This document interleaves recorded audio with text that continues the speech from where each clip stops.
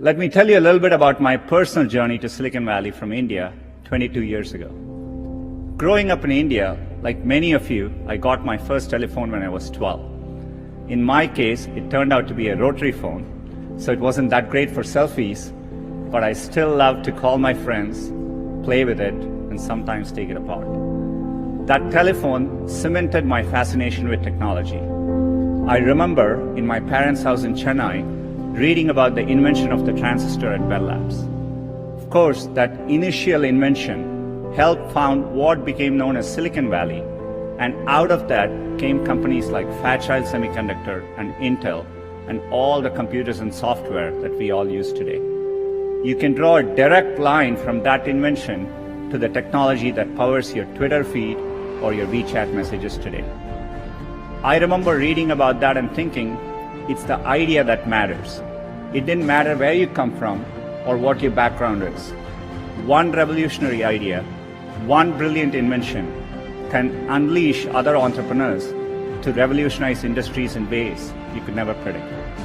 The people who build the transistor in many ways enable the entrepreneurs who are using incredible processing power to analyze data and diagnose cancer. In the same way, the invention of smartphones and GPS has enabled other companies to build apps that revolutionize the way we travel around cities. That's why I came here. I had a deep desire to be part of this exchange of ideas, this community of entrepreneurs. And coming to the global hub where this was all happening, I felt welcomed and embraced. People didn't care where I came from, only my ideas and hard work mattered. I'm not alone. The Valley attracts people from all over the world. That is why you're here. I'm excited that over 700 entrepreneurs from over 170 countries are joining us here today. The possibility that anyone with the right idea at the right time can have an impact on others, that is no longer limited to a single place. It's possible everywhere. In India, another early and insightful decision was to create the Indian Institutes of Technology. These are leading engineering and technical institutions that are government supported. I still vividly remember as a teenager jumping onto a crowded train at Chennai and traveling for 24 hours to attend my school at IIT Kharagpur. And that opportunity changed the course of my life. These institutions, over many decades, have played a huge role in creating generations of skilled entrepreneurs in India. There are many countries helping to create positive environment for their entrepreneurs. What we are seeing now is an unprecedented global opportunity. In China, a few months ago, I met entrepreneurs combining social, commerce, and business platforms in entirely new and unique ways. And earlier, I mentioned a game built by an entrepreneur from Vietnam, and he created Flappy Bird.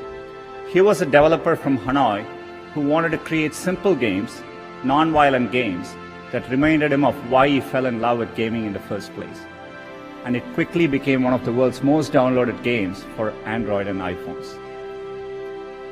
Great ideas in technology no longer come from just Silicon Valley. They can and do come from anywhere. And now they can quickly reach scale. I see hubs growing all over the world. Germany, Brazil, UK, Israel, China. The latest figures say that 21% of adults across 60 countries intend to start a business in the next 3 years. And there are over 200 million women around the world who are starting or running a business. It's clear that Silicon Valley is now as much an idea as a place, and it is an ideal of what's possible. And those of us who are lucky enough to have benefited from being in Silicon Valley or hubs like it, owe it to the world to set a good example and clear a path for others. And that is another reason I'm excited to be here speaking to you. Because businesses, academia, and governments all play an important role in removing these barriers. The internet itself is a perfect example of this. It's arguably the greatest economic engine of all time.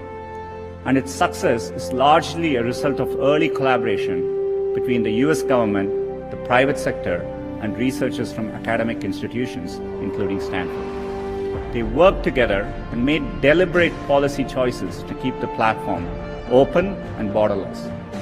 The course of history shows that this open model can unleash innovation, opportunity, and benefits for people everywhere. In the US, recently the Departments of State and Commerce appointed digital economy officers who will work to remove barriers and help entrepreneurs reach communities around the world. At Google, we are committed to playing our part to foster the next generation of entrepreneurs.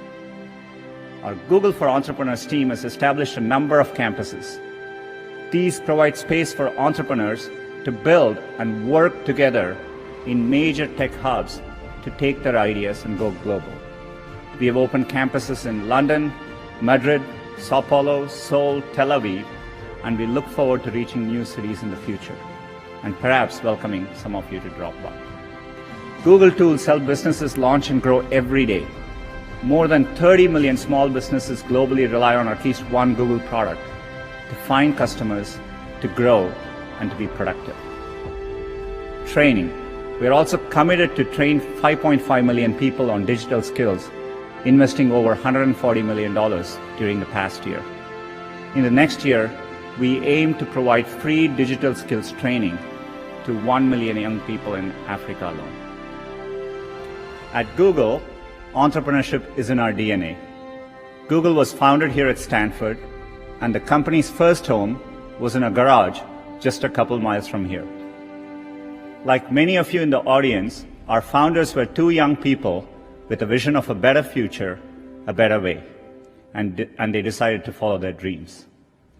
We now live on our own campus down the road and in dozens of countries, but the spirit continues. In fact, our most popular products almost all began as big ideas that small entrepreneurial teams dreamed up and made happen. Gmail started with one person's passion to reinvent email. Today, it has over 1 billion monthly active users. Our browser Chrome, a small team's obsession to bring a faster, more secure web to everyone, now has over 1 billion monthly active users.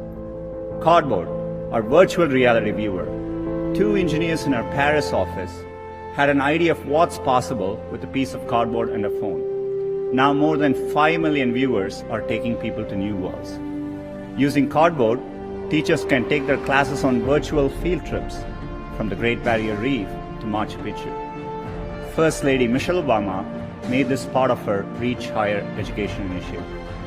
More than 1 million students from 11 countries have gone on virtual field trips.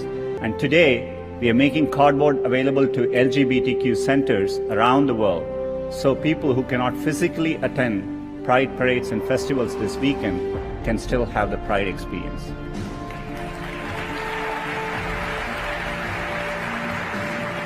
All of this came from two engineers in Paris' bright idea.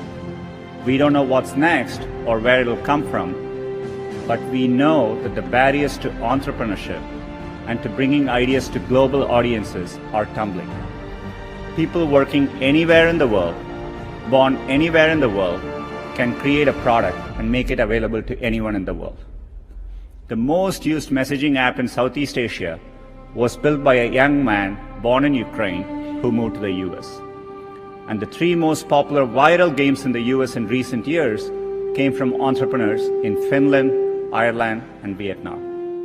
You're the ones building the next Google, the next Spotify, the next Tesla, the next, well, we don't even know, but what I know is that someone in this room will build it. I know how much hard work it takes to pursue your dream of building a business. The long hours, time away from family, the rejection, the ideas you know are brilliant that just don't seem to catch on. There is a great quote from Thomas Edison that does the best job of defining what it's like to be an entrepreneur. I have not failed, I have just found 10,000 ways that don't work.